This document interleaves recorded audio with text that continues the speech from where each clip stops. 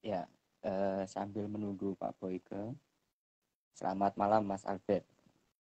Malam-malam. Berjumpa kembali meskipun masih secara virtual ya.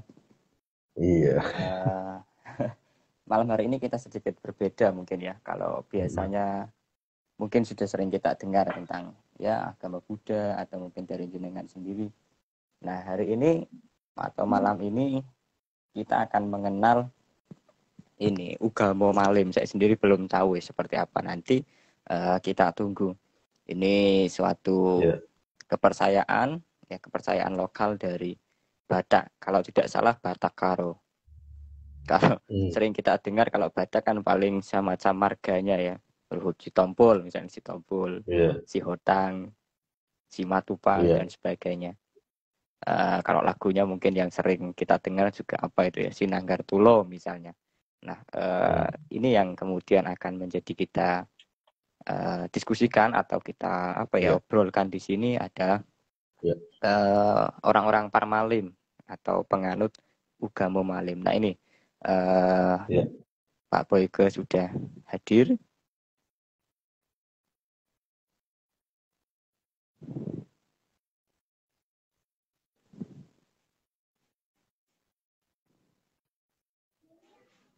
Nah ini selamat malam Pak Boyke. Selamat malam, Pak. Selamat malam. Selamat malam, Pak. Iya. Horas. Horas. Horas. Ya, langsung saja kita mulai. Selamat malam. Assalamualaikum warahmatullahi wabarakatuh. Salam sejahtera bagi kita semua. Pak Boyke. Salam sejahtera. Baik. Tes suara dulu. Terdengar nggak? Boleh, ya, terdengar jelas ya. Oke, sip. Iya, malam, Pak. Malam, Pak, malam. Ya. Ini saya memperkenalkan dulu. Di samping saya ini ada Mas Albert, Pak Boyke. Jadi ini teman saya yang mungkin baru pertama kali ketemu secara langsung, tapi untuk perjumpaan ini sudah sering ya. Secara virtual sudah menjadi rutinan semacam itu. Oke, monggo salam. Mas Albert barangkali mau Ya, memperkenalkan malam, Pak. diri. Malam, Pak, malam. Salam Ya, kenal juga. Salam kenal. Saya posisi di Solo, Pak. Jadi saya asli Solo.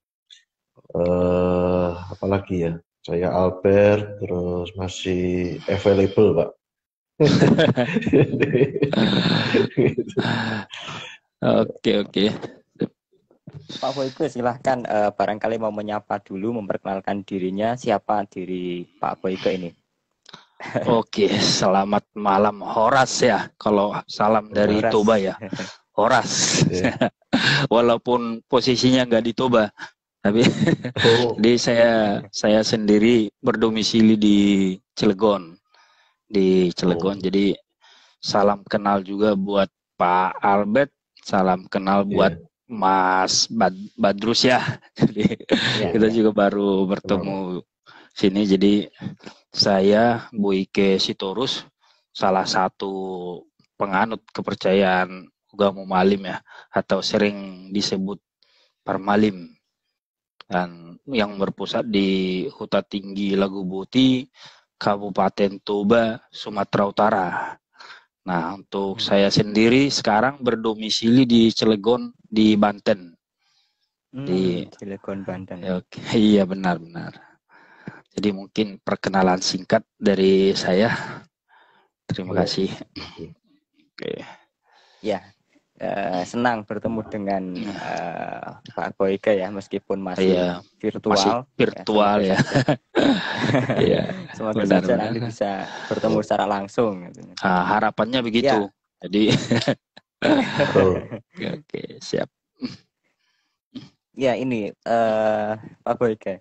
Ini kita penasaran ini Ugamo Malim ini seperti apa, mungkin bisa jenengan jelaskan dari sejarahnya mungkin secara sekilas, lalu konsep dasarnya semacam apa dan apa yang kemudian menjadi sering hambatan atau mungkin sesuatu yang kurang mengenakan bagi penganut Ugamo Malim ini atau Parmalim.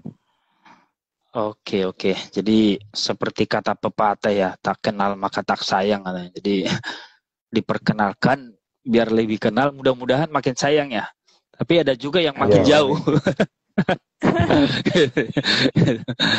Sama Oke. satu lagi, jangan ditinggal pas lagi sayang-sayangnya, Pak. Oke. Jadi ya negara kita ini memang sebenarnya cukup kaya ya, cukup kaya ininya. Sering kita tahu setiap suku, setiap daerah punya agama lokal sendiri ya, yang sering kita sebut agama tradisi atau agama leluhur. Barangkali mungkin Mas Badrus sama Pak Alberto mungkin pernah dengar ya. Jadi ya sama seperti halnya Parmalim ini adalah kepercayaan tradisional suku Batak Toba khususnya ya, yang kami yakini adalah keyakinan atau kepercayaan dari nenek moyang atau dari leluhur orang Batak dulu. Nah, di situ inti ininya, walaupun dulu mungkin belum disebut Ugamo Malim, belum disebut Parmalim. Nah, cuman nama ininya, kegiatan atau keseharian orang-orang Batak dulu itu sudah mengenal adanya keyakinan akan ketuhanan, sudah berkonsep ketuhanan, sudah mengenal atau meyakini bahwa yang dunia kita ini ada yang punya, ada yang menciptakan, yaitu kalau di dalam orang Batak menyebutnya itu Tuhan Debata mulai jadi Nabulun. Jadi ibarat Allah gitu ininya.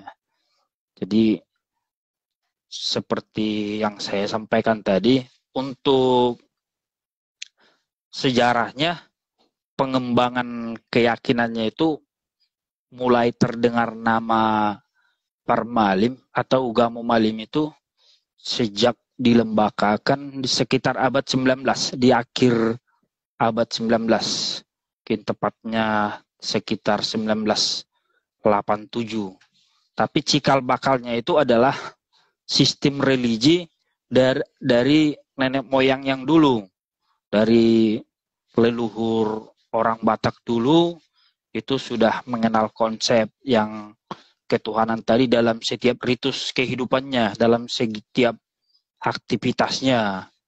Nah, itu mulai terlihat secara lembaga di akhir abad ke-19, kurang lebih 1987, oleh Raja Sisingamangaraja yang ke-12. Nah, dari situ berkembang sampai mendapat pengakuan secara lembaga itu di 1921. Jadi pengakuan dari pemerintah Hindia Belanda itu di tahun 1921 masih. Yang akar dari kepercayaannya tadi sudah ya mungkin sebelum adanya agama-agama yang kita kenal di Indonesia khususnya saat ini ya. Jadi keyakinan itu sudah ada, tapi secara lembaga itu terdaftar di pemerintahan Hindia Belanda itu tahun 1921. Nah, cukup panjang memang sejarah ininya, sejarah perjuangannya sampai saat ini. Ya, karena seperti kita tahu ya, posisi dan kedudukan agama-agama lokal di Indonesia saat ini kan sangat minoritas ya. Bahkan sering tak terdengar, sampai Mas Badrus sama Pak Alberto juga baru dengar kali ini kan. Jadi ya sebagai perbandingannya mungkin yang sudah lazim di Jawa kan lebih sering mungkin mendengarnya Kejawen ya, Kejawen ya. Di Sunda Wiwitan, itu di Kalimantan ada Keharingan, ya mirip-mirip seperti itulah. Dari akar rumput perjuangan semua berasal dari ya keyakinan nenek moyang atau leluhur dulu. Kira-kira begitu sejarahnya. Untuk konsep ketuhanannya sendiri itu sama seperti yang mungkin kita punya agama-agama yang lain, semuanya mengarah kepada konsep Tuhan, di mana di Parmalim itu dikenal sebagai di Batak mulai janda bulun sebagai sang pencipta seluruh yang ada di bumi ini, atau sang empunya kehidupan yang maha besar, maha agung, maha penyayang, maha pengasih. Jadi konsep ketuhanannya kira-kira seperti itu, tetap bermuara kepada Tuhan atau bisa disebut juga monoteis gitu. Jadi kira-kira begitu untuk konsep ketuhanannya ya. Oke, yang tadi yang ketiga tantangannya ya.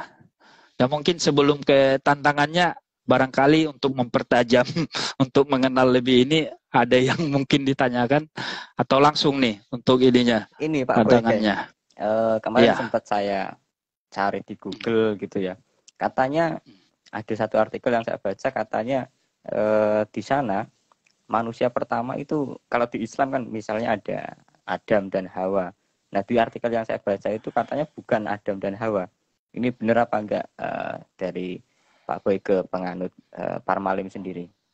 Oh iya benar-benar. Jadi dari konsep keyakinan kami itu di dalam keyakinan Parmalim itu manusia pertama itu adalah si Raja Ihat manusia sebagai laki-laki dan si Buru Ihat manusia sebagai perempuan atau kaum hawanya begitu. Jadi dari sana terlahir sampai ke manusia sekarang itu dalam konteks kepercayaan agama Malim. Jadi kalau tadi pertanyaan Mat Badrus bukan Adam dan Hawa, ya benar. Dari segi namanya si Raja Ihat manusia dan si Buru Ihat manusia. Ya. Itu esensinya orang yang sama atau katanya ini dari Batak, dari tanah Batak itu sendiri? Atau hanya nama saja yang berbeda atau memang benar-benar dari tanah Batak? Oh, dengan Adam dan Hawa tadi ya, mungkin masuk Mas Badrus ya. Oke, jadi kalau mungkin kita lebih ini ke konsep ininya lagi, dari Debata Mulai Jadi Nabulon itu dalam awal proses penciptanya ke bumi itu menurunkan yang namanya si Buru Diak Parujar ke bumi. Itu yang menciptakan bumi. Nah, si Buru Diak Parujar inilah yang melahirkan si Raja Ihat manusia dan si Buru Ihat manusia. Artinya kalau hanya perbedaan nama, mungkin kalau seperti kita tahu kan Adam dan Hawa adalah dari orang yang sama yang diambil tulang rusuknya. Nah, kalau dalam konsep keyakinan agama Malim tadi, itu si Raja Ihat manusia dan si Buru Ihat manusia dilahirkan oleh si Buru Diak Parujar yang tidak dalam konsepnya belum manusia seutuhnya seperti manusia yang bisa dilihat atau dikenal di bumi. Jadi mungkin berbeda, kita simpulkan berbeda, bukan hanya dari namanya saja gitu. Iya. Ya. Esensinya memang berbeda ya. Memang berbeda gitu ya. Iya. Betul. Monggo Mas Albert barangkali ada mungkin penasaran dengan beliau ini dan mungkin kepercayaannya seperti apa. Diciptakan. Dilahirkan atau diciptakan lalu itu gambaran Allah dengan maksudnya Tuhan dengan manusia atau gimana? Yang atau tidak berkelamin artinya belum sepenuhnya manusia itu tidak punya gender atau gimana? Tadi yang berkaitan dengan Adam Hawa. Maaf Pak Bet mungkin maaf kurang jelas. Putus-putus ya? Iya. Jadi tadi konsepnya itu diciptakan atau dilahirkan ya. Kalau dalam konteks Kristen kan diciptakan begitu ya. Lalu yang kedua berkaitan dengan itu karena tadi disebut mungkin belum manusia seperti yang belum terlihat ini berarti tidak berkelamin atau berjenis kelamin. Lalu itu tadi gambaran tentang Allah dan manusia atau gimana? Tadi saya agak kan diciptakan dua itu ya, dilahirkan dua ini gambaran dengan Tuhan dan manusia gitu atau gimana ya tadi? Saya agak miss di situ. Oh ya, jadi kalau yang si Rajaihat manusia dan si Burihat manusia itu adalah dilahirkan sudah bersosok manusia dan sudah berjenis kelamin. Satu laki-laki, satu perempuan. Gitu. Nah, yang melahirkan itu adalah si Boru Diakparujar yang kita yakini sebagai Malim Nidebata atau anak Nidebata yang tidak bersifat manusia. Gitu. Satu lagi ya, boleh ya? Ya, boleh. Dalam meneruskan ini apa ya, verbal atau ada literasinya? Maksudnya ada, kan kalau dari Orba itu, setahu saya dari Orba itu kan terus kemudian dipisahkan antara agama dan kepercayaan. Walaupun konteks agamanya kan bukan agama asli, justru bukan kepercayaan asli Indonesia begitu ya. Jadi dalam konteks agama kan dari kecil di SD itu kan dicekokin tuh, agama itu punya ciri khas, punya nabi, punya tempat ibadah, punya kitab begitu. Nah, apakah punya kitab gitu untuk meneruskan ajaran ini atau gimana? Nah itu jadi itu memang dari tak lihat rata-rata dari lemahnya, memang kebanyakan dari agama lokal adalah karena tidak mempunyai esensi atau secara literasi atau tertulis ya, tertulis. Cuman yang menjadikan kami tetap bertahan dan kuat itu adalah di esensi keyakinannya, bukan mencari asal usulnya lagi. Bagaimana setelah didapatnya ajaran ini, karena kita rasa itu suatu ajaran yang bisa menuntun perilaku kita untuk mendapatkan kehidupan daripada di luar dari kehidupan yang saat ini, ya kita jalani. Nah, yang tadi saya sebutkan itu kalau di orang Batak itu malah yang bukan parmalim ya, yang itu malah sudah seperti hanya mitologi yang tidak bisa dibuktikan secara fakta dengan tertulis atau dengan penelitian gitu. Tapi yang kita terima kira-kira begitulah sejarahnya, dan yang tetap membuat kita mampu bertahan adalah nilai dari ajarannya. Kita merasa itu adalah suatu ajaran yang mampu untuk menuntun kita berjalan hidup di dalam kebenaran, ya kita teruskan, kita imani, kita amalkan. Kira-kira begitu, Mas Badrus sama Pak ini, ya. Ini silakan Mas Pak Boyke. Apa ya, terkait identitas secara kenegaraan, katakanlah KTP ya, ini menarik ini. Membaca juga. Sempat membaca di tahun 2017 kalau nggak salah. Jenengan juga ikut berkomentar ketika keputusan MK ya, MK atau MA iya, itu. Keputusan Terus kemudian MK di tahun 2017 ya. Iya. Itu sekalian ini ya, ada pernikahannya. Sekalian itu pernikahan. Dan KTP tadi maksudnya berkaitan dengan KTP. Iya, oke. Jadi ini semakin menarik, ini semakin malam. Jadi kita pada intinya cukup berterima kasih dengan hadirnya pemerintah dari gugatan Undang-Undang Adminduk 2003 yang dilakukan oleh penghayat kepercayaan dan berbagai organisasi yang turut memperjuangkan hak-hak dari penganut kepercayaan ini. Walaupun kita harus yakini dengan hadirnya undang-undang, dengan revisi dari Undang-Undang Adminduk tadi yang sudah disahkan oleh MK, tidak serta-merta menyamakan kedudukan dari penghayat kepercayaan dengan agama. Tidak serta-merta, karena nyatanya kan masih terdapat perbedaan. Di kolom KTP sendiri kan bagi kaum penganut agama itu sudah jelas agama (2) Kristen, Islam, Hindu, Katolik, sama Buddha dan Konghucu ya yang keenam.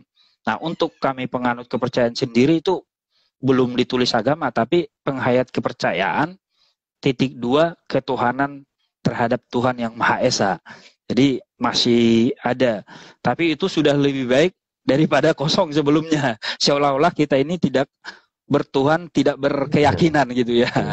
Jadi udah ada lebih baik. Nah, yang kedua mungkin sekalipun sudah ada payung hukum yang jelas, yang tadi masih banyak memang di daerah-daerah yang belum bisa direalisasikan, belum bisa sepenuhnya seseorang penganut kepercayaan, katakanlah seorang permalim, pergi ke kantor desa, ke catatan sipil, untuk dibuatkan agama di dalam KTP-nya sesuai keyakinannya. Belum segampang itu. Masih ada yang beberapa, ya saya katakan mungkin aparat desa yang belum terlalu familiar atau mungkin belum dilakukan penyuluhan oleh pemerintah pusat, sehingga sampai ke tingkat daerah itu ya belum semua bisa menerima gitu. Masih ada 1-2 lah yang mengalami hambatan untuk mengurus identitasnya sendiri. Begitu kira-kira. Kalau pernikahan gimana Pak? Maksudnya untuk pencatatan pernikahan gitu, termasuk yang sesama permalim atau beda dengan satunya agama gitu, gimana? Untuk pernikahan sama, mirip-mirip dengan KTP tadi. Ada di sebagian daerah yang mungkin sudah gampang. Seperti saya halnya nih. Di daerah saya itu di Toba Samosir dulunya itu saya menikah tahun 2012, belum ada yang putusan MK itu. Saya bisa mengurus di sana. Saya keluar itu surat ini, akta perkawinan keluar. Tapi ya di daerah yang lain masih jadi pertanyaan. Kira-kira begitu. Jadi belum meratanya, ya mungkin tadi yang penyuluhan dari pemerintahnya, sehingga di tingkat-tingkat daerah itu mungkin dipahami berbeda. Ini wah apa ini? Apa ini? Jangan-jangan ini nggak benar ini. Bisa jadi seperti itu. Tapi mungkin ya di sebagian daerah ya udah lancar begitu juga untuk mengurus akte lahir anak. Saya sekarang tinggal di Cilegon, itu akte lahir anak saya tidak ada masalah karena memang karena identitas KTP sudah jelas, penganut kepercayaan terhadap Tuhan Yang Maha Esa, dalam pengurusan berkas-berkas kependudukan juga sudah dilayani dengan baik. Jadi ya memang perjuangan bagi kami untuk penghayat kepercayaan ya mungkin harus jemput bola istilahnya ya, jemput bola. Jadi ketika si aparat pemerintah kurang tahu, kurang paham seperti saya halnya dulu, saya bawa itu undang-undang semua undang-undang yang merupakan payung hukum untuk perlindungan penghayat kepercayaan itu saya kasih tahu, saya tunjukkan ini loh Pak, ini loh Bu gitu. Ya, dengan terjadi komunikasi 2 arah, wah ternyata gampang karena mungkin waktu saya pertama bikin KTP di sini di Cilegon ini sampai saya didatangi itu sama si wakil camatnya ke rumah dulu, ke kos dulu. Ini baru pertama ini ada di Cilegon ini, di Banten ini, ada apa ini sebenarnya gitu. Nah, jadi ketika kita aliran sesat atau bagaimana, barangkali mungkin terlalu asing ya kan. Ya mungkin saja sampai didatangi ke rumah ya. Ya kita nggak tahu. Tapi ya itulah faktanya, ketika kita sudah memperkenalkan, menginformasikan dengan jelas siapa kita, bagaimana kita, ya dari aparat pemerintah juga membuka pintu, oke, di semua berkas kependudukan dikeluarkan, termasuk dalam pergaulan sehari-hari juga konsepnya seperti itu. Ketika kita mengenalkan diri dengan baik siapa kita, dari perilaku kita ya mungkin tidak merugikan dia, ya welcome, pada akhirnya welcome, akan bisa hidup berdampingan. Kira-kira di situ ininya, kuncinya. Nah, untuk pernikahan tadi juga kan, untuk berbeda agama. Nah, di agama Malim itu sendiri bisa dalam agama lain masuk ke agama Malim atau Parmalim bisa, tapi dalam konteks perkawinan atau pernikahan itu harus satu iman. Karena di dalam rumah tangga itu di Parmalim tidak boleh misalnya ayah agamanya atau keyakinannya Parmalim, yang ibu berkeyakinan lain, tidak boleh. Nah, uniknya di situ. Jadi unit registrasinya komunitas penghayat Permalim itu adalah komunal, jadi keluarga yang dicatatkan. Jadi memang benar satu iman. Kira-kira begitu Artinya, untuk konsep kalau perkawinannya. misalkan ada orang Parmalim, kemudian Ya. kok ini tadi pengen dapat jodoh yang non Parmalim, berarti yang non Parmalim ini kalau misalkan mau ya harus Ya, harus Parmalim masuk dulu jadi gitu ya. Parmalim. Atau yang Parmalim juga Parmalim kesana. jadi meninggalkan kalau memang pilihannya sudah bukan satu keyakinan gitu. Dan itu memang sangat banyak. Artinya ya di dalam kehidupan sekarang ini di komunitas kami itu lazim terjadi. Ada. Secara data ada kisaran berapa penganut Pak Boyke? Untuk data ini kami sangat sedikit kali di ini. Sangat sedikit sebenarnya. Jadi untuk data yang terakhir, yang mungkin update terakhir itu di seluruh Indonesia itu yang Parmalim Huta Tinggi Lagu Boti itu hanya berjumlah sekitar 967 kakak. Itu kurang lebih 4.000 jiwa. 4.000 jiwa. Nah, ini tersebar di beberapa daerah Jabodetabek, mungkin di luar Jabodetabek juga seperti Kalimantan ada, dan tentu yang paling banyak itu di Sumatera Utara khususnya, sama di Sumatera bagian timur ya. Jadi paling banyak kalau untuk persentase mungkin saya kira-kira itu kurang lebih 60% itu masih di Sumatera Utara atau di pusat di di Toba, Kabupaten Toba, dari jumlah penganutnya. Jadi sangat sedikit, Mas. 10.000 aja nggak ada. Tapi ini jadi boleh, artinya kan pasti kan ini ya tersebar dimanapun boleh ya. Untuk boleh. Sehari-harinya, sosialnya, kemudian apa ya, bentuk spiritual untuk ibadah secara privasinya ini seperti apa? Untuk privasi peribadatan itu sebenarnya kalau yang ibadah mingguan itu ada. Itu setiap hari Sabtu ya. Kita lakukan itu menjelang siang. Menjelang tengah hari itu setiap hari Sabtu untuk ibadah yang rutin. Dalam konteks ibadah keseharian itu seperti katakanlah seperti umat Muslim mungkin ada sholat 5 waktu yang tiap hari ya. Kalau di kita sendiri untuk yang harian itu tidak ada waktu tertentu. Ya harapannya sih setiap waktu kita itu adalah ibadah untuk Tuhan gitu. Jadi tapi yang secara yang sudah wajib lah ya, ibarat ibadah wajibnya tadi yang setiap hari Sabtu itu sekali seminggu. Nah untuk maaf. Iya. Nah, itu tadi itu pribadi atau komunal? Maksudnya kan kalau komunal. Muslim ada Jumat. Yang setiap hari Sabtu itu komunal. Jadi kayak saya beribadah setiap hari Sabtunya itu mesti ke Tangerang saya. Jadi setiap hari Sabtu akan ke Tangerang gitu. Jadi komunal. Dan memang rata-rata sih ya karena jumlahnya juga tidak banyak ya. Jadi dalam melaksanakan ibadah rutin yang setiap hari Sabtu itu rata-rata kita itu memang jauh-jauh dari lokasi peribadatannya, dari titik kumpulnya itu jauh-jauh memang. Jadi dari mana-mana aja datang gitu. Nah, untuk di Jawa ini sendiri kita ada di Tangerang sama di Bogor.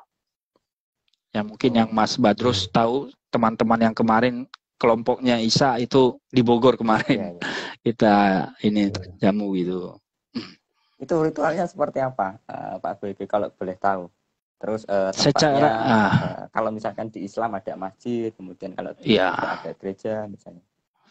Oke, seyogianya tempat ibadah kita itu namanya Balai Persatian. Balai Persatian itu namanya ya. Tapi untuk di Jawa ini kami belum punya. Dulu pernah ada yang kita lakukan tempat peribadatan, tapi ya karena mendapat penolakan di kemudian hari itu ya kita jadi kembali lagi melakukan ibadah rutin yang hari Sabtu itu di salah satu rumah warga penghayat. Dalam hal ini kita di Tangerang misalnya itu di rumah pimpinan cabangnya. Nah, jadi intinya kegiatan ibadah yang kita lakukan setiap hari Sabtu itu, kita yang pertama mengucapkan puji dan syukur itu atas berkah, baik itu kesehatan, rezeki sepanjang 1 minggu. Nah, yang kedua ya kita memohon pengampunan dan dosa. Selanjutnya kita memohon lagi berkah dari Tuhan Yang Maha Esa untuk di kemudian hari. Intinya yang 3 itu. Jadi dengan adanya ibadah rutin ini ya seperti kita di-refresh lah. Nah, namanya manusia kan punya grafik naik turun ya. Jadi semangat kita dalam beribadah artinya setelah beribadah, bertemu dengan teman-teman satu keyakinan lagi, nah semangat kita itu kan makin baru lagi ya. Baru lagi menjalani hidup di hari yang akan datang, di esok hari gitu. Tapi yang konsep ibadahnya tadi yaitu yang pertama mengucapkan puji dan syukur atas berkat yang kita terima, kedua memohon pengampunan dosa, yang ketiga memohon lagi untuk dapat berkah di kemudian hari gitu. Kira-kira begitu ininya. Ya. Silakan Mas Albert, barangkali masih pengen lebih dalam mengenai. Ya, kalau tadi mungkin ada istilah istilah pengurus cabang, lalu tadi dalam kaitan masih soal menikah tadi kan setahu saya ada syarat negara dan agama gitu ya. Maksudnya kalau tercatat di catatan sipil dan surat gitu ya dari mungkin KUA atau mungkin dari gereja. Nah, kalau itu yang ada nggak gitu persyaratan yang diminta gitu. Jadi ada keterangan menikah menurut sah-sahnya ini menurut kepercayaan ajaran. Lalu yang kedua tadi yang berkaitan dengan ibadah tadi itu juga ada strukturnya. Karena tadi sempat nyebut ini kan di rumahnya ketua cabang. Oh. Iya, benar. Oke. Jadi kalau data tadi itu data dari Kemenak atau data dari maksudnya kepengurusan internal kita, data internal. Dan data internal yang sudah kita sampaikan kepada direktorat, yang terakhir itulah data yang kita sampaikan. Karena tadi Pak Albert nyinggung Kemenak, karena kita sendiri tuh nggak di bawah Departemen Agama. Terus di bawah apa, Pak? Di bawah ini direktorat ini Kemenbudpar, Kementerian Budaya dan Pariwisata. Jadi yang membawahi itu direktorat terhadap Tuhan Yang Maha Esa. Nah, jadi data tadi yang kita sampaikan kepada direktorat tahun 2020 sebenarnya. Tapi data itu tidak jauh berbeda karena memang si ininya cukup lambat, nggak terlalu cepat untuk perkembangannya. Oke, kembali ke yang pertanyaan tadi. Jadi ya memang itu pasti kita tidak bisa langsung datang ke Dukcapil, kami sudah menikah, tolong, itu nggak mungkin. Jadi tetap akan dilegalisasi oleh surat pernyataan dari pimpinan yang menikahkan atau yang memberkati. Itu ada. Jadi ada surat keterangan sebagai legalisasi bahwa si A dan si B telah dinikahkan sesuai dengan ajaran penghayat kepercayaan Parmalim dengan dibarengi oleh saksi-saksi. Itu ada. Nah, itulah yang kita bawa ke catatan sipil untuk mengurus akta perkawinannya. Nah, untuk struktur kepemimpinan di Parmalim atau di Ugamo Malim itu kita mengenal namanya suhi niapang naopat. Nah, suhu niapang naopat. Jadi baik di cabang maupun di pusat struktur kepemimpinannya seperti itu. Itu yang pertama ada namanya itu pargonggom, atau dalam sebutan bahasa Indonesianya ya kita bilanglah ketua atau pimpinan cabang. Nah, itu ada yang kemudian ada partahi, itu semacam sekretaris lah yang merancang, tim perancang. Ada partahi, yang ketiga ada pangumei, ini seperti juru damai ya. Nah, juru damai yang memperhatikan kehidupan daripada ruas atau jemaatnya. Nah, yang ketiga ada namanya Raja Namora. Nah, ibaratnya Raja Namora ini dalam bahasa Indonesia kita itu seperti bendahara lah, tugas-tugas pokoknya. Seperti itu. Nah, itu di daerah atau di cabang. Nah, di pusat juga seperti itu. Nah, ini di pusat itu kalau pimpinan pusatnya itu kita sebut ihutan atau panutan. Nah, pimpinan tertingginya disebut ihutan. Yang saat ini nama pemimpin kami adalah Raja Monang Naipospos. Itulah pimpinan tertinggi. Nah, di pimpinan cabang itu kita menyebutnya ulu punguan. Nah, namanya ulu punguan. Itulah yang pargonggom tadi dalam bahasa Bataknya gitu.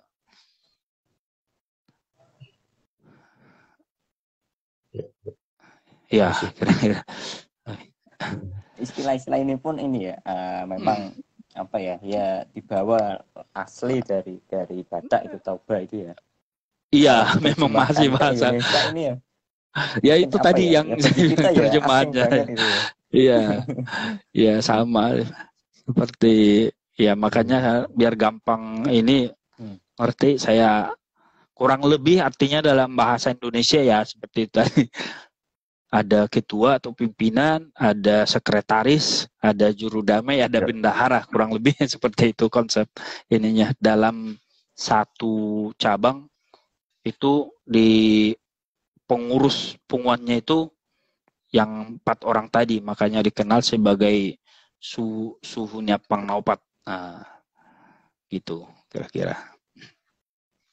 Kalau izin tanya ya, Okay. Kalau ibadahnya yang sekilas yang saya tahu gitu ya, kalau dari Kristen kan juga selain ke Tuhan juga ada tanda kutip antar sesama, walaupun itu menyimpulkan mungkin juga menyampaikan pesan Tuhan begitu. Jadi kalau doa tadi ada juga ucapan syukur, lalu minta berkah, pengampunan, itu kan relasi kita dengan Tuhan gitu. Tapi kalau di Kristen ada khotbah, di Muslim ada dakwah gitu ya, ada mengingatkan gitu, mengajar tentang kitab begitu. Nah, kalau tadi kan tidak ada atau mungkin minim di literasi.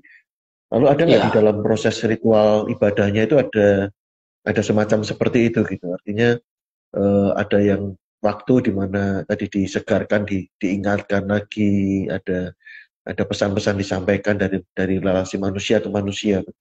Adakah begitu atau ritualnya semua ya sesembahan kepada Allah saja begitu? Ya, di dalam konteks peribadatan setiap hari Sabtu itu. Jadi yang tadi saya sempat sebutkan, salah satu unsur pengurus di punguan itu yang wajib memberikan wejangan atau nasihat kepada teman-teman itu yang pangumei tadi, yang juru damai. Jadi yang pangumei tadi akan memberikan tuntunan dari sumber ajaran atau menerangkan lebih detail untuk bisa diimplikasikan dalam kehidupannya. Ya, artinya dalam setiap peribadatan kita setiap hari Sabtu itu kita mendapat apa ya bahasa Indonesianya ya. Kalau kita mengenalnya turpuk. Nah, itu berisi kalimat yang mungkin kalau Pak Albert dalam peribadatan umat Kristiani mungkin satu ayat atau dua ayat yang diberikan menjadi tuntunan ibadah pada hari itu gitu.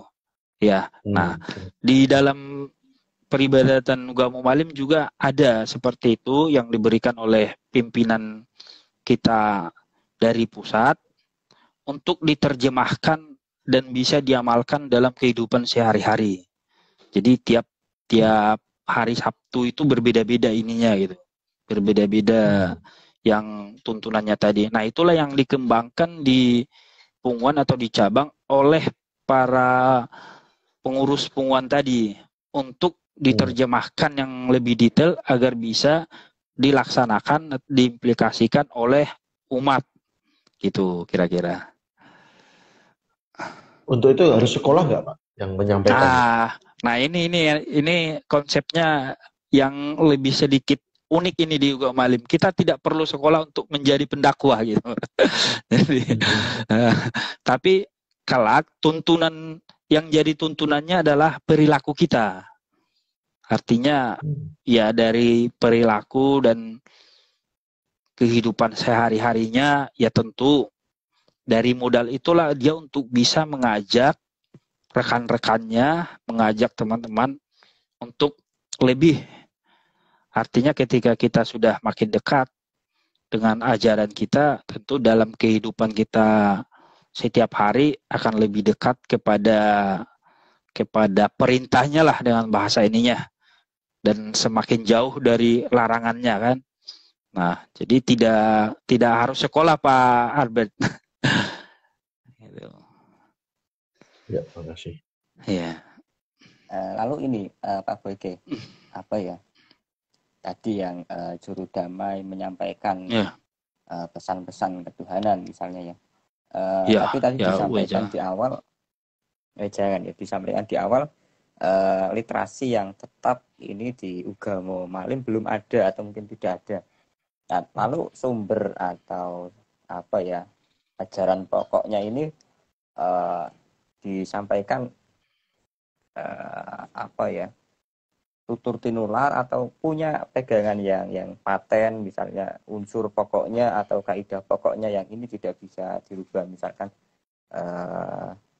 di Islam kalau tauhid semacam ini, kalau tentang fikih misalnya seperti ini, tentang hukum di Uga Mumalim ini seperti apa? Mungkin poin-poinnya. Ya, untuk poin-poinnya ajaran ketuhanannya ada.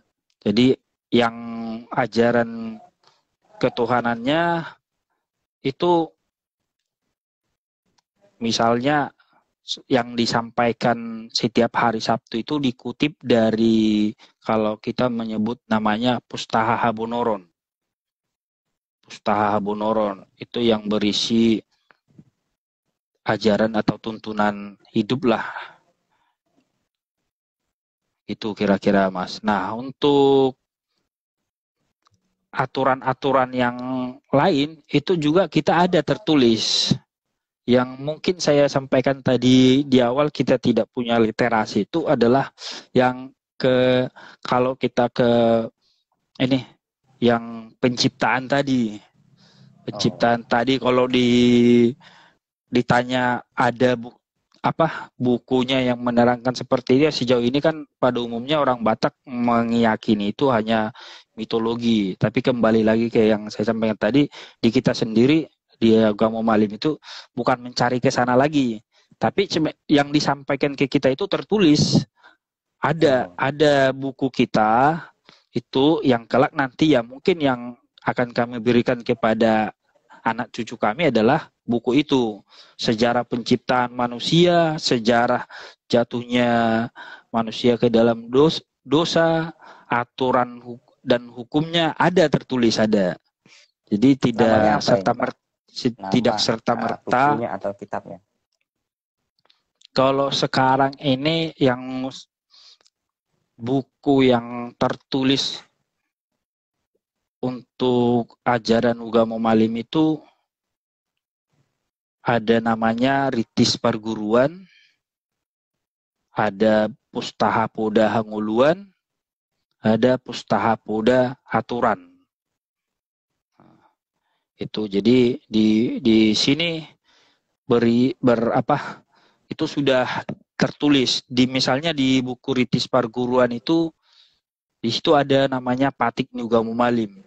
Nah, patik ini saya terjemahkan bebas itu berisi perintah, larangan, peringatan, dan pengenalan kuasa Tuhan serta kewajiban kita sebagai manusia. Nah, itu di patik itu sudah ada tertulis. Nah, yang jadi itu atau menjadi hukum timbangan, aturan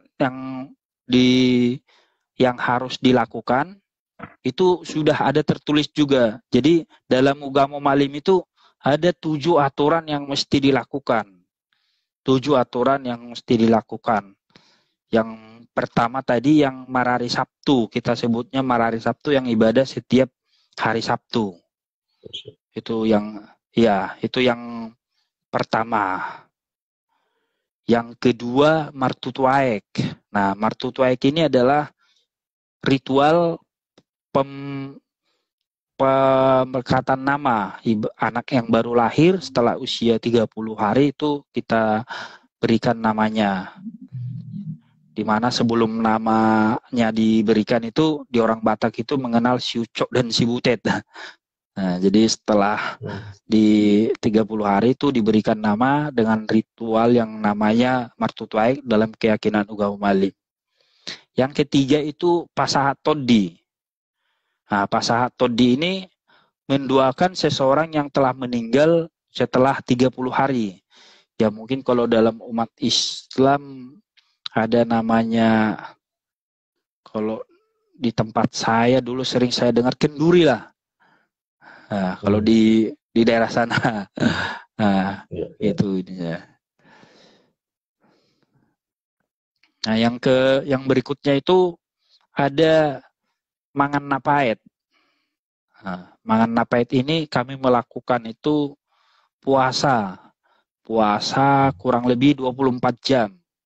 Itu menjelang, biasanya dilakukan itu di akhir tahun penanggalan Batak.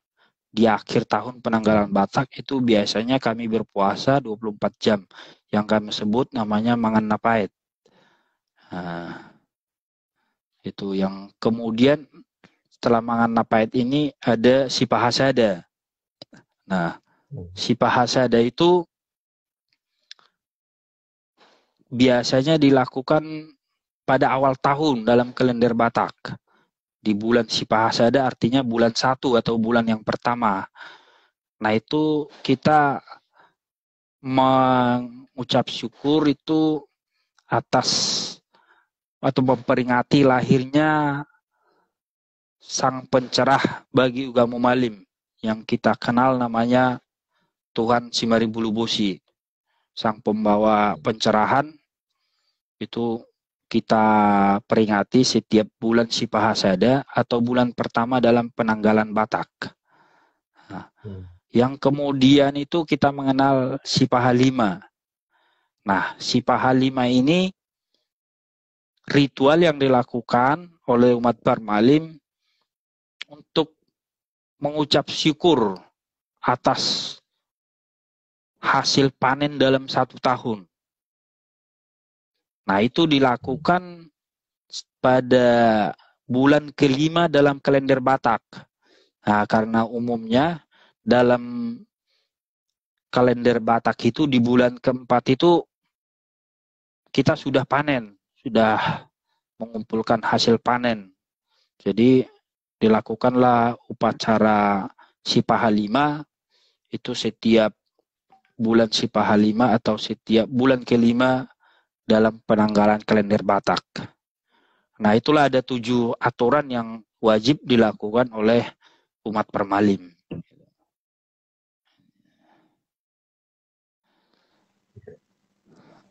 7 ini semacam rukun lah kalau di Islam, mungkin rukun Islam. Iya, mungkin gitu ya. Sejenis itu ya. Ini. Ya, buat para penonton barangkali ada pertanyaan silahkan bisa ditulis di kolom komentar gitu. Atau mungkin bisa gabung secara langsung, masih ada 1 space.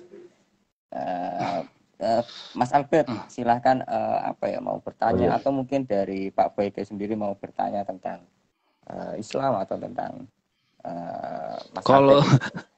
jadi mungkin gini aja. Kalau kebanyakan sih orang bertanya kan kepada Parmalim itu seperti yang rata-rata seperti pertanyaan Mas Badrus sama Pak Albert tadi ya. Ya itu udah umum memang ditanyakan karena ya di samping ketidaktahuan atau mungkin baru dengar, oh ternyata ada ini gitu ini. Nah, ya mungkin kan untuk Mas Badrus sama Pak Albert sebelumnya kan walaupun bukan Parmalim, tapi mungkin kan sudah tahu bahwa penghayat kepercayaan atau penganut kepercayaan itu ada. Nah, kalau ini saya boleh tahu nih, sebelumnya bagaimana pandangan dari Mas Badrus sama Pak Albert ini terhadap penghayat kepercayaan nih? Monggo Mas Albert. Secara umum atau secara gimana ya Pak? Secara umum aja. Oh, secara umum. Ya. Kalau secara umum saya sih semakin mempelajari yang lain itu seperti hikmat Allah atau hikmat Tuhan itu terbagi ya. Maksudnya manusia itu mungkin belum tahu konsep tapi tahu di secara hati atau secara apa ya. Dan itu kadang ada beberapa benang merah gitu ya yang mereka mencari Tuhan atau ada sesuatu pribadi, sosok yang lebih besar, lalu ada tuntunan, ada bentuk-bentuk yang menurut saya hikmat Allah terbagi di banyak agama dan kepercayaan. Ada sisi konsep setahu saya manunggaling kawula Gusti gitu ya, maksudnya menjadi satu itu dengan Allah itu sendiri juga ada di beberapa ajaran walaupun mungkin dengan istilah dengan beberapa hal yang berbeda. Kalaupun nanti pendekatannya ke Allah juga berbeda cara dan berbeda pandangan, ya pasti ada lah di situ ya. Tapi kalau mencoba mencari titik temunya, ya melihat keyakinan dan agama itu. Lalu kalau saya lebih ke konsentrasi ini sih, maksudnya kalau tadi mau tanya, saya justru pengen tanya lagi soal ya diskriminasi sih, artinya saya dulu pernah RUU Kerukunan Umat Beragama itu Indonesia belum bisa merumuskan arti agama gitu. Jadi agama, makanya saya agak kaget tadi begitu pendaftarnya kok ke Kemenbudpar itu tadi ya, karena ya gimana berarti konsepnya belum solid ini kelihatannya gitu kan, malah masih setengah hati gitu, maksud saya masih lihat setengah hati. Nah saya tadi kalau mau tanya sebenarnya ini sih masih ada 3 yang saya mau tanya tadi. Satu, lalu tujuan beragamanya sih, maksudnya karena pertanyaan tadi ya soal agama dan keyakinan. Kalau di Kristen kan mungkin juga ke surga gitu ya. Di Muslim juga istilahnya juga surga gitu ya. Ada manunggaling kawula Gusti tadi menjadi satu dengan si pencipta begitu ya. Lalu itu satu. Lalu yang kedua dari sisi panen nih. Kalau tadi panen konteks modern sekarang gimana gitu, apakah harus tetap bertani gitu ya atau panennya seperti apa gitu. Lalu yang ketiga sebenarnya konteks sekolah gitu kan, sekarangnya ada sekolah negeri dan sekolah yang berbasis agama gitu. Nah ini gimana gitu kalau sekolah berbasis negeri, apakah masih ada diskriminatif gitu. Lalu saya juga kemarin kan banyak orang euforia ya, seneng. Salah satu contohnya kalau nggak salah UNS, lalu Universitas UGM kalau nggak salah, atau beberapa universitas itu sekarang mulai membuka moderasi beragama ya, lalu menyediakan tempat ibadah. Tapi kan keyakinan nggak ada tempat, Mas Ian gitu, masih tetap tidak dianggap gitu. Nah, ini diskriminatif soal anak sekolah gimana ketika punya anak pengen sekolah, apalagi khususnya kalau juga anak sekolah berbasis agama kan mau nggak mau, gimana pendiskriminasian. Kalau di negeri kan juga harus disediakan guru agama itu. Maksudnya walaupun satu aja di sekolah negeri juga harus disediakan. Itu gimana proses di sekolahnya gitu sih. Itu menurut saya tanggapan saya begitu. Ada 3 tadi ya, oke. Jadi menanggapi sekalian dapat pertanyaan banyak saya ini. Oke, mungkin saya jawab dari yang terakhir aja dulu, karena yang paling ingat nih saya yang terakhir nih. Oke, jujur kalau memang kita sekolah yang berbasis agama, kita nggak bisa ngapa-ngapain, Pak. terbentur dengan peraturan sekolahnya. Ini sudah aturan. Dan mau nggak mau ketika dari umat Permalim memasukkan anaknya ke sekolah yang berbasis agama, ada konsekuensi di sana. Si anak itu tidak akan mendapatkan pengajaran agama sesuai dengan keyakinannya, karena berbenturan tadi dengan peraturan sekolah. Jadi sangat tidak mungkin untuk bisa dilakukan sekalipun sudah ada undang-undang Permendikbud yang ditandatangani oleh Bapak Anies itu tahun 2020 untuk pelaksanaan pelajaran pengait kepercayaan di sekolah ya. Nah, untuk yang sekolah negeri, mengingat mungkin jumlah siswanya juga dalam sekolah itu mungkin hanya satu, itu pun tiap tahun mungkin nggak ada. Nah, jadi saat ini anak-anak kami yang sekolah di sekolah negeri itu sudah mulai difasilitasi oleh pemerintah lewat yang namanya penyuluh kepercayaan terhadap Tuhan Yang Maha Esa. Nah, penyuluh-penyuluh ini sudah disertifikasi oleh direktorat, dengan harapan bagaimana biar layak menjadi seorang atau setara menjadi seorang pengajar. Nah, dalam pelaksanaannya di setiap daerah itu nanti, di setiap daerah masing-masing yang kepercayaan ini akan melaporkan kepada MLKI. Nah, ini MLKI ini adalah Majelis Luhur Kepercayaan Indonesia yang saat ini menaungi seluruh kepercayaan yang ada di Indonesia. Nah, jadi MLKI yang bekerja sama dengan direktorat untuk menyediakan fasilitas penyuluh. Dari data-data yang kita sampaikan ini nanti, itu masing-masing daerah akan punya penyuluh. Penyuluh inilah nanti yang aktif untuk masuk ke sekolah-sekolah. Itu konsep yang pertama. Nah, konsep yang kedua karena mungkin juga dari daerah-daerah tertentu belum bisa menjangkau ke daerah yang lain. Dari penyuluhnya, kayak saya nih, anak saya hanya satu-satunya di Cilegon ini. Penyuluhnya misalnya ada di Jakarta. Nah, jadi kita siasatin itu untuk pendidikan agamanya, kita sebutlah di sanggar atau di tempat ibadah kita.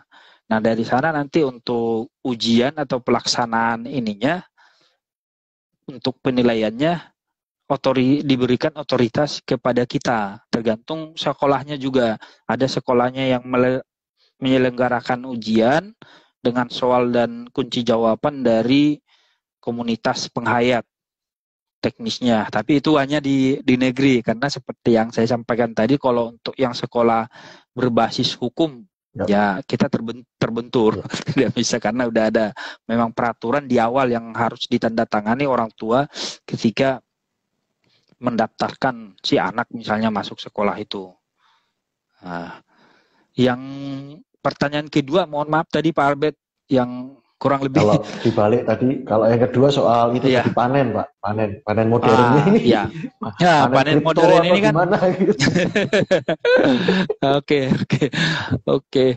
Berangkat dari memang karena berpusat di Toba dan mayoritas memang pada zaman dulunya itu adalah hampir semua petani ya. Jadi dalam konteks panen ini adalah petani yang hasil panennya diperoleh setiap 1 kali 1 tahun. Itu dalam konteks bertani di daerah Toba dulunya. Nah, seiring dengan pertumbuhan zaman sekarang itu sudah mengalami banyak pergeseran dari pola mata pencaharian. Udah ada yang jadi pengusaha, ada karyawan, ada ya macam-macam lah. Tentu tidak menjadi petani lagi. Tapi itu tidak menggeser esensi dari pelaksanaan Sipah 5 yang tadi, yang dilaksanakan pada bulan ke-5 tadi. Itu tidak menjadi. Cuma untuk mengarah ke sana, ya yang akan kita persembahkan itu itu sudah dipersiapkan. Kalau misalnya kita ya gajiannya tiap bulan, berarti panennya tiap bulan. Nah, dari panen ini kita yakini akan kita persembahkan gitu. Kalau misalnya panennya tiap hari, ya sebisa mungkin dari panen yang tiap hari. Kira-kira konteksnya seperti itu. Jadi tidak menggeser esensi dari ritual yang si pahalima tadi untuk dilakukan menjadi misalnya di bulan pertama, kedua, atau ketiga gitu. Enggak. Kira-kira begitu, Mas. Nah, untuk yang pertama tadi dari jadi apa? Jadi lupa saya malah tadi ngeplay. Atau baca ini aja, Mas. Baca komentar ini. Komentar untuk itu. ya maaf, yang pertama tadi kayaknya ini. diskriminasi karena memang ininya yang pertama tadi. Jadi memang ya masih Pak, masih sekalipun universitas UNE sudah mulai membuka diri, bahkan ada 2 kalau tidak salah universitas di Jawa itu sudah membuka ini jurusan atau prodi kepercayaan terhadap Tuhan Yang Maha Esa. Sudah ada. Tapi kan ya sampai saat ini ya masih banyak yang diskriminasi tersembunyi lah. Kenapa saya katakan tersembunyi? Mungkin seperti kita ke bank, ketika ada penulisan agama itu kita belum menemukan penghayat kepercayaan. Di formulir-formulir yang manual baik yang elektronik itu di sekolah ya mungkin perusahaan-perusahaan baik itu instansi pemerintah, BUMN atau swasta itu belum mengadopsi sistem itu, masih belum kita temui. Sudah ada pilihan yang penghayat kepercayaan. Nah, kan ini juga ya diskriminasi tersembunyi lah.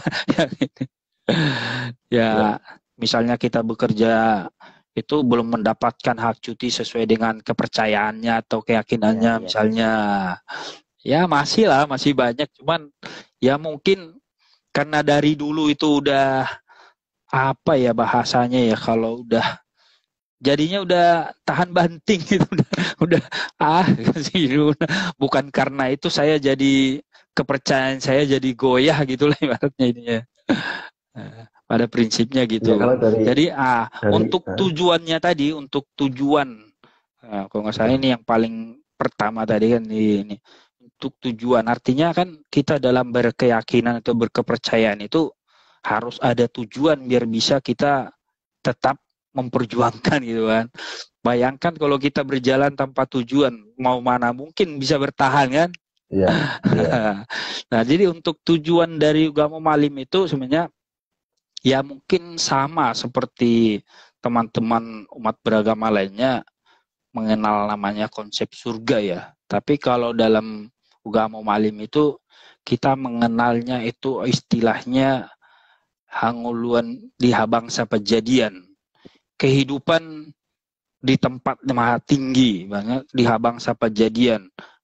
Kehidupan dari awal penciptaan oleh Mulai Jalina Bulung tadi.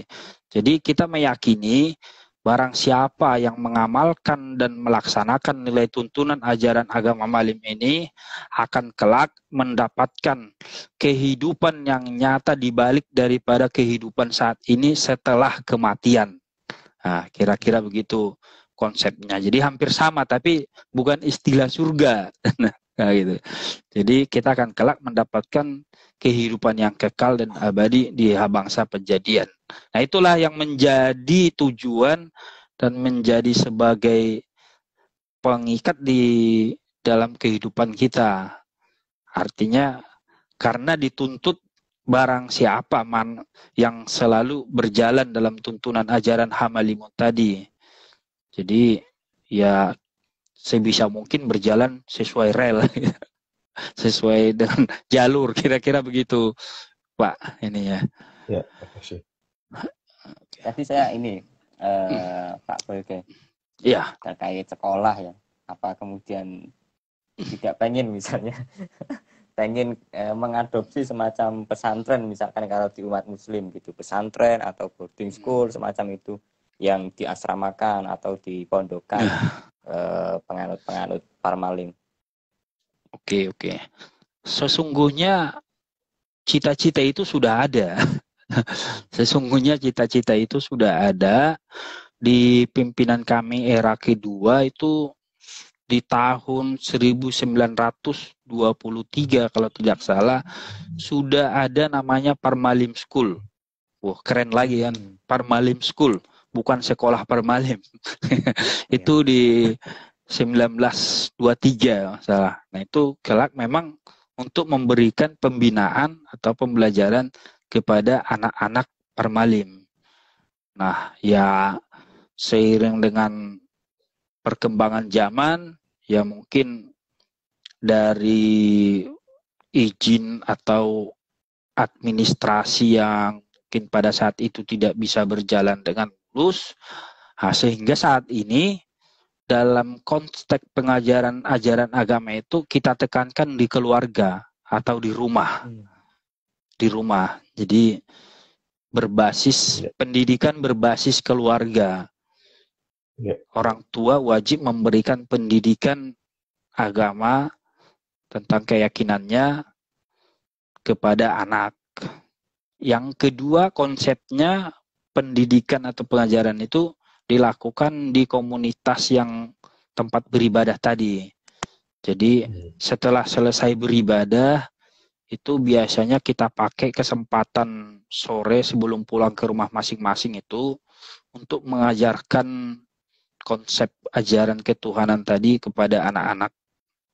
Itu. Jadi dua hal itulah yang kelak jadi harapan untuk memberikan pelajaran agama bagi anak-anak kami. Dari jalur itu. Kalau di sekolah sendiri kan mungkin secara kelembagaan ya harapan itu tetap ada, cuman sekarang belum bisa terwujud lagi gitu. Ya, mungkin juga karena hambatan itu tadi ya, ada semacam diskriminatif. Iya bisa jadi. Iya. Ini tadi saya baca komentar ya Pak Boyke. Jadi karena nyinggung terkait penanggalan dari Batak, ini bedanya apa dengan penanggalan di Masehi? Terus tadi ada juga yang kedua dari siapa ini ya? Hardianu Sage. Inti sari ajaran dari Parmalim atau Ugamo Malim ini apa? Yang mana ya? Yang pertama. Ini ya gabungnya agak terlambat mungkin. Gimana udah tadi ya. Oke, nggak apa-apa. Jadi kalau untuk tahun ya, karena memang kita sebutkan tadi tahun ada kalender Batak itu sangat berbeda dengan kalender Masehi. Di mana kalender Masehi itu mungkin dalam satu tahunnya 365 hari ya. Ya, jadi kalau di dalam kalender Batak itu sendiri itu tetap mengenal konsep 12 bulan dengan setiap 3 tahun itu ada penambahan bulan ke-13. Itu ada. Jadi kompleks ininya kalender Batak. Dan dalam setiap bulannya itu hanya ada 29 dan 30 hari. 29 dan 30 hari. Misalnya Sipaha ada 30 hari, Sipaha 2 29, begitu seterusnya sampai bulan ke-12 dan bulan ke-13. Nah, mungkin saya tambahkan juga yang ketika kita berbicara kalender kan pasti yang muncul adalah tahun. Ketika kita bicara kalender, katakanlah kalau misalnya Masehi itu kan ditandai dengan lahirnya Nabi Isa. Ditandai, atau mungkin kalender Hijriah kan ditandai dengan hijrahnya Nabi Muhammad. Kan ada satu momen yang diperingati untuk titik nolnya kalender tadi sebagai tonggak sejarah lah. Baik itu kalender Saka atau kalender dari dinasti Cina juga mungkin seperti itu. Nah, untuk di Batak itu sendiri karena memang pada mulanya itu ya kita mendapatkan itu tidak dapat sebagai tonggak atau titik nolnya tadi. Cuman dari dulu tuh orang Batak itu meyakininya atau melihat tanda-tanda alam semua. Wah, ini sudah masuk dalam satu masa 1 bulan. ini sudah masuk dalam masa 1 tahun. Jadi tidak mengenal istilah tahunnya tadi, tapi dalam masa yang masa 1 bulan 1 tahun itu dilihat dari tanda-tanda alam. Ya misalnya nih dalam bulan Sipahasada itu uniknya ini pakai perputaran bulan yang benar ya. Jadi hampir mirip Hijriah. Iya, jadi kan kalau misalnya Hijriah juga kan pakai bulan, makanya hari raya akan maju setiap 10 hari kan dari kalender Masehi. Karena kan memang dalam konsep Hijriah juga sama, tidak ada 31 hari dalam 1 bulan. Yang paling panjang itu adalah pergerakan dari bulan 30. Penuh sampai bulan mati itu adalah 30. Jadi nah untuk bulan ke-13 tadi ya itulah yang setiap 3 tahun ada mungkin untuk menyamakan ketertinggalan terhadap tahun matahari tadi atau tahun Masehi tadi. Jadi makanya setiap Sipah 5 sama Sipahasada kita itu tidak bergeser seperti hari raya Lebaran. Nah itu uniknya di situ untuk penanggalan kalender Bataknya. Sekarang udah ini tahun berapa ini? Pak contohnya ini nih, mungkin bisa jelasin ini nih. Iya. Jadi ya kita punya ininya. Nah, tahun keberapa itu sekarang? Nah itu tadi saya sampaikan untuk tahunnya itu di sininya bisa kita lihat tetap dituliskan tahun Masehi di sininya. Tapi dalam hari-hari tadi itu hari Batak itu juga ada, bukan cuma bulannya seperti hari dalam kalender ini kan ada Legi, Kliwong, Pagi. Nah itu ada dalam istilah Batak juga ada yang namanya kalau kita sebut itu Artia, Suma, Anggara, Muda, Buraspati. Nah konteksnya seperti itu untuk penanggalannya. Jadi berbasis memang perputaran bulan. Tapi untuk mengingat 3 tahunnya gimana patokan? Ini tahun berapa sih? Udah 2 tahun atau baru 1 tahun ya? Gitu misalkan begitunya gimana? Itu sebenarnya kita yakini ada tandanya, Pak. Ada tanda alamnya. Jadi di samping memang gitu. Di samping memang kita kan dalam membuat kalender ini kan tentu dari punya histori lah, urutan-urutan kan. Di samping itu juga melihat tanda alam ya, mungkin tidak secanggih seperti yang Mas Badru sampaikan pakai teleskop itu. Belum secanggih itu. Tadi yang ketinggalan mungkin sekilas aja barangkali Pak Boy itu inti dari ajaran ini Ugamo Malih ini. Intinya adalah seperti yang disampaikan tadi itu mempersembahkan hidup ini untuk memuji Tuhan Debata Mlejena Bolon. Nah, itu terlihat dari konteks patik kami tadi yang saya sebutkan itu ada namanya patik Ugamo Malih yang berisi perintah dan larangan tadi. Di poin pertama itu kami harus pujian oputta Debata sian nasaro, artinya memuji Tuhan Debata dengan segala puji dan syukur, dengan segala keindahan, keikhlasan dan kerendahan hati. Itu inti ajarannya. Karena kita yakini kita ini hidup sampai saat ini ya karena Tuhan tadi, karena Tuhan Debata tadi. Otomatis dalam hidup kita itu harus selalu memuji dan mengucapkan puji dan syukur. Baik itu dalam suka dan duka, baik itu dalam kaya miskin, lagi beruntung atau rugi, itu inti ajarannya. Yang kedua itu mencintai sesama manusia. Artinya mungkin ini ya nggak ada agama ataupun keyakinan yang memusuhi kan. kita diharapkan untuk hidup berdampingan. Tapi dalam ajaran Ugama Malim itu dituliskan di dalam patik haholongan donga jolma, itu mencintai sesama manusia, yang diartikan itu songon holong nirohaniba di diri niba, songonima holong nirohatu jolma. Kira bahasa Indonesianya, bagaimana kita mencintai diri kita, diharapkan seperti itulah mencintai sesama manusia. Oh, iya. Itu. Nah, yang ketiga ini menyinggung kayak alam itu. Inti ajarannya adalah kita harus rajin mencari berkah sesuai dengan ajaran ketuhanan. Artinya dalam hubungan alam pun kita tidak boleh sembarangan. Jadi dalam konteks keyakinan kita itu juga sangat menghargai perbedaan ajaran keyakinan. Kita meyakini bahwa memang dari sekian agama yang ada di muka bumi ini, yang ada di dunia itu, kita yakini keberadaannya itu. Karena berhubungan dengan konteks tadi, bagaimana kita mencintai sesama diri kita sendiri, ya seperti itulah kita mencintai orang lain.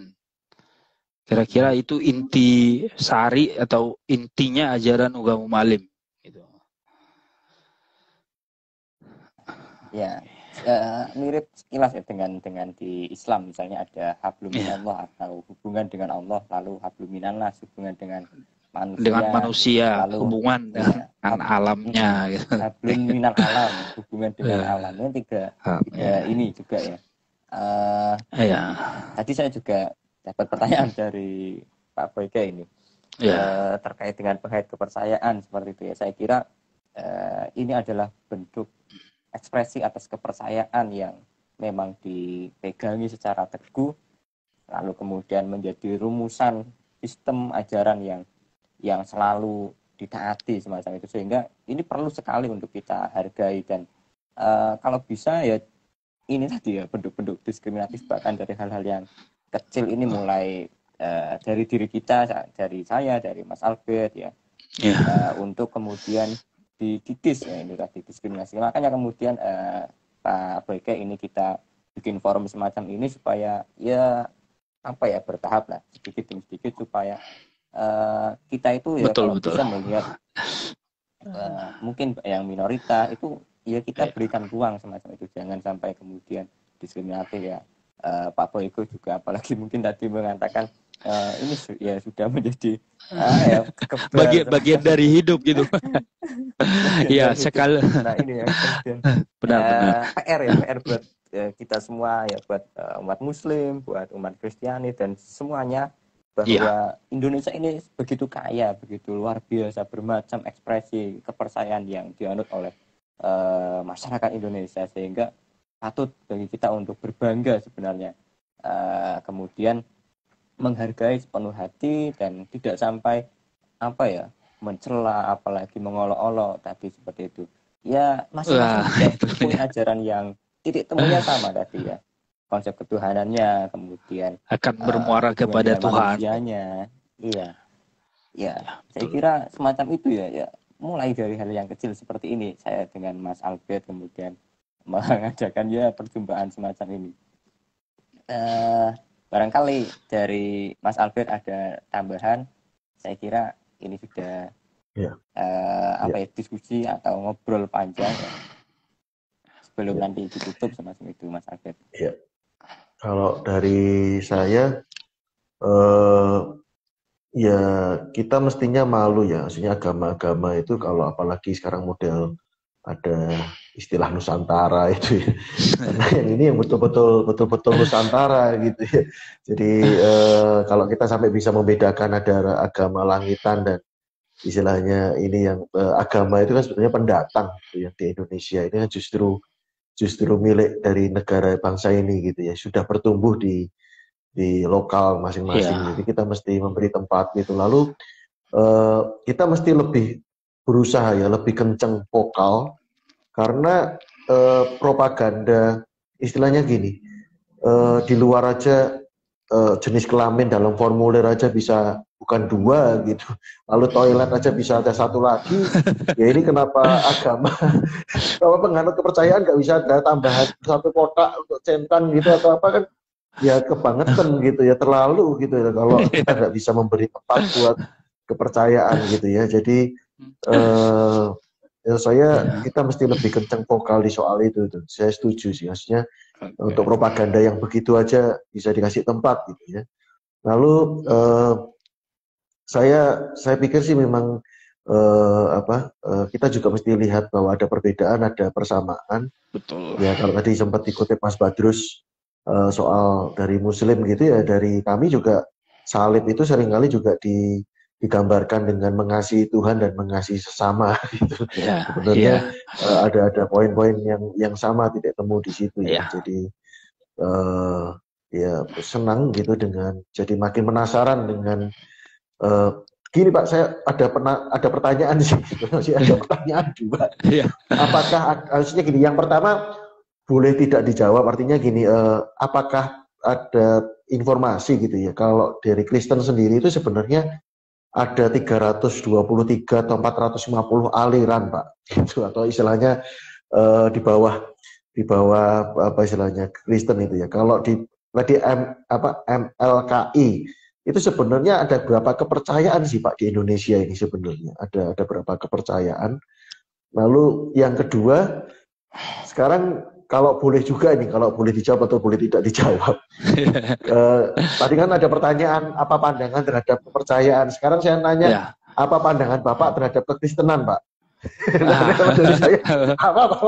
Tapi sebenarnya udah saya jawab tadi Pak Albert. Sebenarnya udah saya jawab tadi. Jadi pandangan jangankan untuk kekristenan, secara umum itu kita memandang dan kita mengakui adanya itu agama selain keyakinan Parmalim. Itu tertulis di ini kita, di ajaran kita. Bahkan dari yang di ini Parmalim itu sendiri kita ada menyebutnya Rajana 44. Artinya di sini kita yakini itu semua sang pecerah yang diturunkan oleh Allah ke muka bumi ini untuk menuntun hidup manusia. Katakanlah itu di umat Muslim Nabi Muhammad, di umat Kristiani ada Tuhan Yesus. Ya kita semua mengakui keberadaannya itu. Nah, yang kita ini jadi harapan kita ke depan sebenarnya dalam konteks hidup beragama itu tentu yang diinginkan adalah hidup rukun dan berdampingan.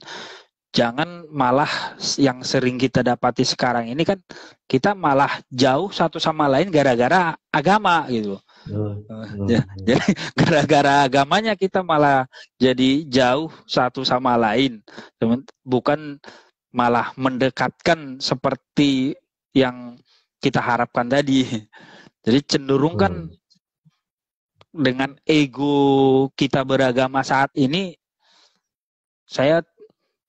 mungkin yang saya lihat sendiri karena Pak Albert mungkin tadi bertanya tentang pandangan ini, saya pandangan secara umum yang kita hendaknya harapan ke depan itu adalah kita hidup berdampingan dan ya mungkin menyimpan sedikit ego beragama tadi. Marilah kita jadikan perbedaan kita itu menjadi satu keindahan yang dipelihara, bukan suatu harus yang disamakan untuk tujuan yang sama gitu.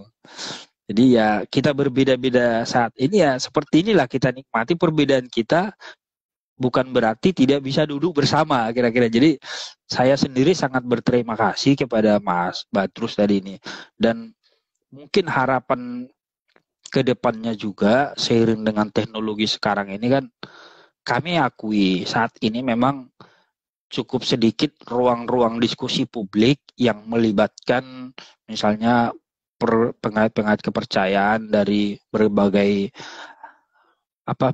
suku yang ada di Indonesia. Dan saat ini yang sudah terdaftar di bawah MLK itu kalau tidak salah kurang lebih 192 Pak Albert. Tapi ya mungkin itu belum seluruhnya mungkin karena memang di satu sisi ya karena keterbatasan informasi, karena umumnya kan penghayat kepercayaan ini rata-rata itu berada di pedalaman atau di pelosok di Nusantara ini, itu umumnya kebanyakan. Jadi mungkin karena informasi, ya saya bisa bilang yang 192 tadi ya belum tentu semua keyakinan penghayat kepercayaan yang ada di Indonesia saat ini. Tapi itulah yang sudah bergabung dengan MLKI. Sifatnya bergabung ya, bukan mendaftar gitu ininya. Kira-kira gitu. Sama sekalian mau tanya Pak, mumpung inget ini. Ya. Karena tidak boleh makan babi sama anjing ya kalau nggak salah. Jadi maksudnya kan ini di daerah Batak orang berasumsinya, nah itu dasarnya apa ya? Kalau di Kristen sendiri juga ada istilah haram halal. Sebenarnya di kitab kami juga ada istilah itu. Jadi, ya betul sekali mungkin. Jadi banyak orang yang terkaget-kaget ketika saya memperkenalkan diri sebagai seorang orang Batak yang punya marga, berkeyakinan Batak, dan ketika diajak makan ke warung, waduh, saya nggak boleh makan itu. Jadi malah jadi kontra terhadap informasi yang sebelumnya dia tahu, di mana rata-rata kan pandangan umum orang Batak itu jadi makanan ininya malah daging babi atau anjing, makanan khasnya, kira-kira begitu ya ininya. Jadi kalau di Ugamo Malim itu memang tidak diperkenankan atau tidak boleh atau dilarang makan daging babi, anjing, ular, dan darah. Nah, itu.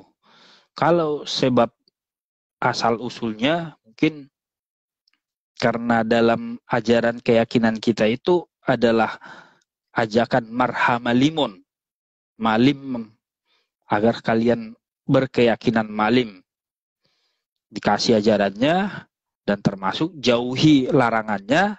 Yang larangannya tadi salah satunya ini dalam konsep mau makan. Nah mungkin kalau kita kaitkan kenapa umumnya orang Batak kok malah makan babi sebenarnya.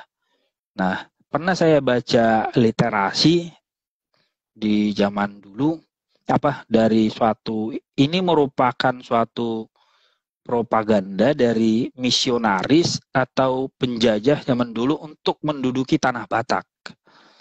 Nah, jadi seperti saya sampaikan tadi, keyakinan orang Batak itu dulu sudah ada terhadap Dewata Mula Jalina Wulon yang marhamalimun. Ritus kegiatan kehidupan sehari-harinya sudah mengenal adanya Tuhan.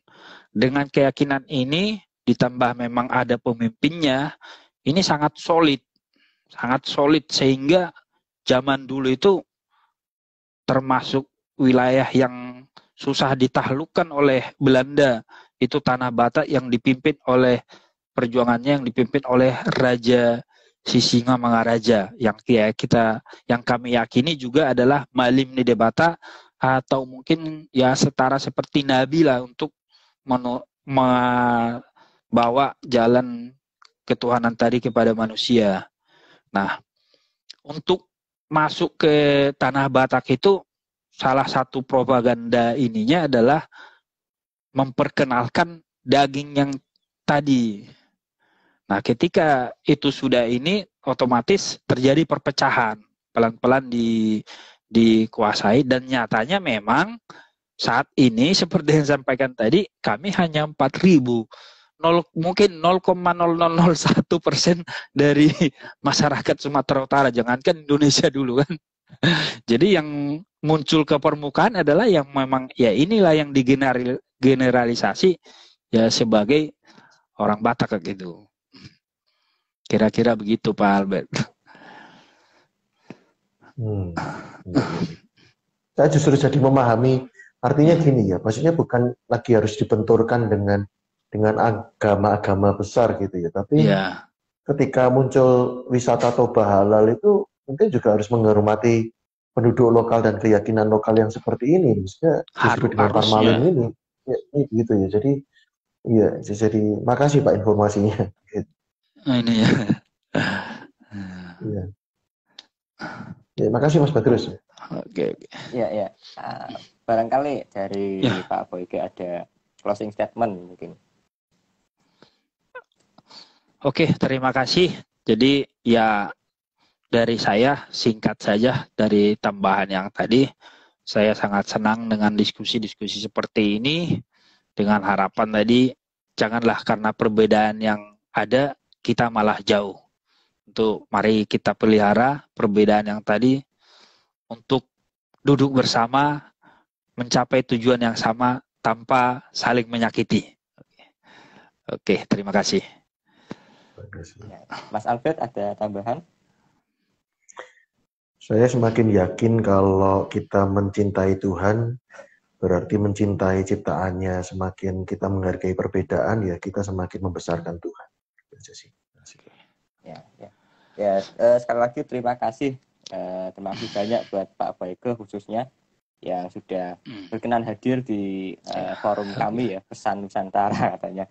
Usulan dari Mas Albert itu dengan tajuknya Pesan Nusantara, Pendeta Santri Nusantara, dan semoga diskusi ini akan terus berlanjut semacam itu. Oke, semoga narasumber-narasumber yang lain yang mungkin jarang dikenal, sama seperti saya dengan Pak Boyke sebelumnya belum pernah kenal sama sekali seperti itu. Mungkin itu saja. Sekali lagi terima kasih Pak Boyke, Pak. Oke, terima kasih dari saya juga. Mohon maaf jika ada perkataan atau tutur kata yang salah, bukan maksud untuk menyakiti siapapun. Jadi selebihnya saya memohon maaf. Terima kasih. Horas Medan. Selamat terima kasih. Mungkin bisa nambah saudara nih Pak. Iya Pak. Oke. Ya, semoga komunikasi kita tidak berhenti sampai di sini ya. Oke, siap. Bisa terus berlanjut. Terima kasih Pak Boyke sekali lagi. Matur nuwun. Assalamualaikum warahmatullahi wabarakatuh. Waalaikumsalam.